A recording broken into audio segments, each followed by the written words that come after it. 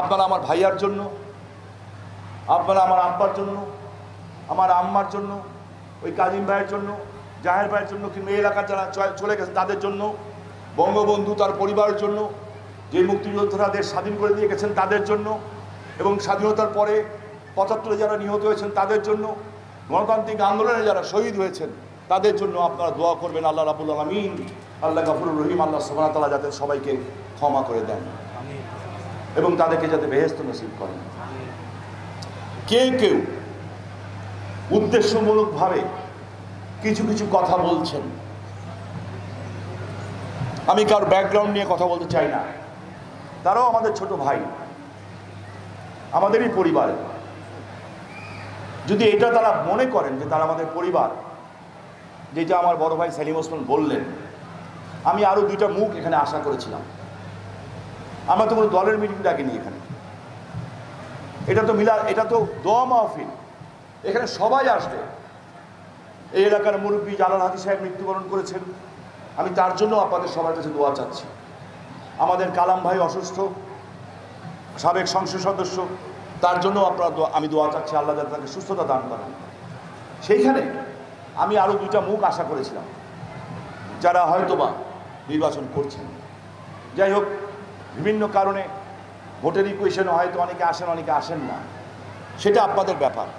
তবে আমার কাছে খুব খারাপ লাগে, আজকে বাংলাদেশে সৌদি আরবের চেয়ে 20 ডিগ্রি গরম বেশি হয়ে গেছে, দুবাইয়ের চেয়ে বেশি হয়ে গেছে, মিডল ইস্টের সব জায়গার থেকে 46, 47, 80 জন মানুষ আজকে হিট স্ট্রোকে মারা গেছে। আপনারা কি মনে করেন এগুলি শুধু শুধু হচ্ছে?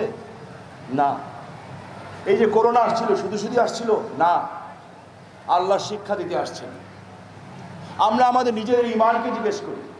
আমার কাছে খুব ঘৃণা লাগে একটা কথা, একটু আগে আমি এহসানকে বলছিলাম আর দেলোয়ার চেয়ারম্যানকে বলছিলাম ওই ঘরে বসে, খুব ঘৃণা লাগে, ভীষণ ঘৃণা লাগে যখন কেউ বলে টাকা দিয়ে নির্বাচন করা যায়।